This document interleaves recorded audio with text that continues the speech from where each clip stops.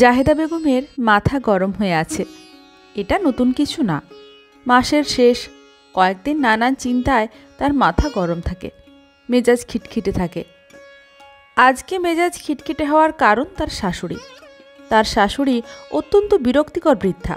তার আরও 2 ছেলে আর 1 মেয়ে ঢাকায় থাকে, কিন্তু তিনি কারোর কাছে থাকবেন না বিষয়টা এমন না। তার এই বিরক্তিকর স্বভাবের কারণে কেউ তাকে রাখতে চায় না। সবাই মাসে 2 বার এসে দেখা করে দায় সারে। বাকি সব দায়িত্ব আনিস সাহেবের। আনিস সাহেব একটা বেসরকারি প্রতিষ্ঠানে ছোট্ট ধরনের চাকরি করেন। বেতন সর্বসাকুল্যে যা পান তাতে 2 মেয়ের পড়াশোনা, মায়ের ওষুধপত্র, সংসার খরচ দিয়ে হাতে কিছুই থাকে না। মাসের শেষ কদিন টানে টানে চলতে হয়। এই নিচতলার বাসাটায় 4টা রুম অনেক কমে পাওয়া গেছে বলে স্যাঁতস্যাঁতে হলেও তিনি বাসা বদলানোর চিন্তা করেন না। যাই হোক, জাহেদা বেগমের হাত খালি, বাসার বাজার শেষ। মাসের 4টে দিন আছে, তাই তিনি দুপুরে আলুর ভর্তা, ডিম ভাজা আর ডাল রান্না করেছেন, সাথে 2 কোয়া রসুন দিয়ে কাঁচা মরিচের ভর্তা। কাঁচা মরিচ ইদানিং বেশ সস্তা, মুলামুলি করে 60 টাকায় 1 কেজি কিনে ফেলা যায়। ডিম একটাই ছিল, ভেজে 2 মেয়েকে অর্ধেকটা দিয়েছেন আর শাশুড়িকে অর্ধেকটা, নিজের জন্য রাখেননি। নামাজ পড়ে এসে শাশুড়ি দেখেন ডিম চুপসে গেছে। তিনি তখন বললেন, আমার লাগ্গা এত ডিম থুইছো কি আর লাগ্গা, খাইয়া লাও, আমার হয়েছে জ্বালা, লাথি গুতা খাইয়া তোমার সংসারে পইরা আসি। মজলুর বউ আমরা মাছ ছাড়া ভাত দেয় না। রাগে কষ্টে চোখে পানি এসে গেল জাহিদা বেগমের। মুখ করে বলেই ফেললেন, তাইলে মজলুর সাথেই থাকেন গিয়া, আপনার বড় ছেলের আয় রোজগার কম, তার সাথে থাকেন কেন? বড় বউ, তোমার খুব সোপা হয়েছে, মাইয়া মানুষের এত সোপা থাকলে হয় না, বুঝলা? আমি খামু না, না খাইলে যান ঘুমান গিয়া। জাহেদা বেগম বলে নিজের ঘরে চলে গেলেন। লাবু রুকু 2 বোন ফিসফিস করে গল্প করছিল। মাকে দেখে চুপ করে গেল। জাহেদা বেগমের শাশুড়ি গজগজ করতে করতে নিজের ঘরে গেলেন। তার খুবই খিদে পেয়েছে। ভেবেছিলেন বউ সাদাসাদি করবে, তা তো করলই না, উল্টে মুখ করে কথা শুনিয়ে দিল। কোনো আদব লেহাজ নেই, বেয়াদব নিয়েছিলে। আজই আনিস ফিরলে মজলুকে ফোন করতে হবে, কিন্তু সমস্যা হচ্ছে মজলু তাকে রাখতে চায় না।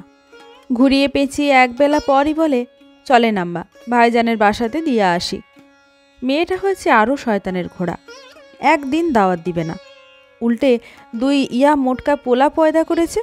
মাকে দেখার নামে মাসে 1 বার করে এসে বড় ভাইয়ের বাসায় ভালো মন্দ খাওয়ার ধান্দা করে। কিন্তু এ মাসে বড় বউ একদম মুখের উপর বলে দিয়েছে তিনি জাহেদাকে তেমন পছন্দ করেন না, কিন্তু এবার খুব খুশি হয়েছিলেন। মেয়েকে বলেছিলেন, তোর শাশুড়ির মতো আমার একটা সবুজ রঙের শাড়ি আয়না দিস। মেয়ে তাকে তাচ্ছিল্য করে বলেছে, এগুলো সুতি জামদানি, তুমি এত টাকা দিয়া এগুলা কিনবা কেন, তোমারে অন্য কাপড় দিবানে। তখন বড় বউ বলেছে, কেন ময়না, আমার কি ভালা শাড়ির শখ নাই?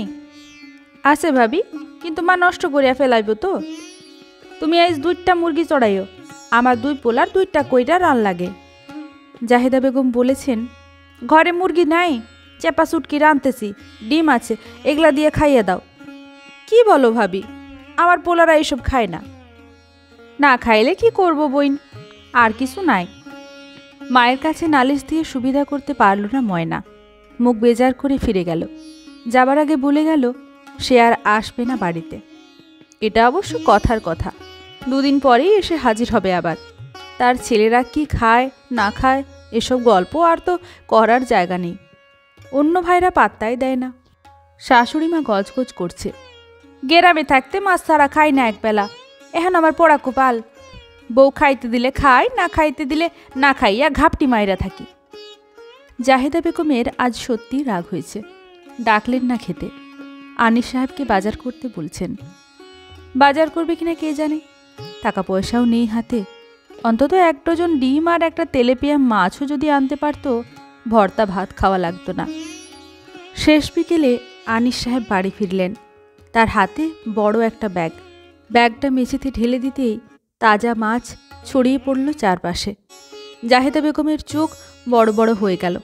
এত মাছ কই থেকে কিনলে? আনিস সাহেব হেসে বললেন, বড় সাহেবের সাথে তুরাগের পাড়ে গিয়েছিলেন, স্যার মাছ কিনলেন, সাথে আমাকেও কিনে দিলেন। মাছ দেখে জাহেদা বেগমের রাগ পড়ে গেল। তিনি শাশুড়িকে ডাকলেন, আম্মা দেখা যান আপনার বড় ছেলে কত মাছ আনছে। বুড়িও রাগ ধরে রাখলেন না, এসে তাজা মাছ দেখে বললেন, দেখি বড় বউ, বটিটা দাও দেখি, তুমি এসব মাছ কুটতে পারবে না। জাহেদা বেগম হেসে বটি এনে দিলেন। তার শাশুড়ি মাছ কুটতে বসল। বুঝলা বউ, বাইন মাছ নারকেলের দুধ দিয়া রানতে হয়, নয়তো স্বাদ লাগে না। আচ্ছা আম্মা, নারকেল আছে দিবনে, আপনে রান্ধেন। এই যে ফাইস্তা মাছ একটু হলুদ দিয়া ভাজবা, তারপর বাটা মশলা কষায়ে তার মধ্যে মাছ দিবা, অল্প এক মালি পানি দিবা। মশলা কষানো ফাইস্তা মাছ তোমার শ্বশুর কি ভালা পাইথ যে। জি আচ্ছা আম্মা। ট্যাংরাটি থুইয়া দাও, বেগুন আনলে বেগুনের পাশে দিয়া জোল কইরো। আজ কি খাবেন আম্মা? রান্ধো তোমার যা মন চায়। চিংড়ি কয়টা ভাজবা নাকি? তোমার মাইয়ারা ভালা পায়। জাহেদা বেগম হেসে চিংড়ি মাছ কয়েকটা নিয়ে রান্নাঘরের দিকে চলে যান। মেয়েদের নামে কার খেতে মন চাইছে এটা বুঝতে তার অসুবিধা হয় না।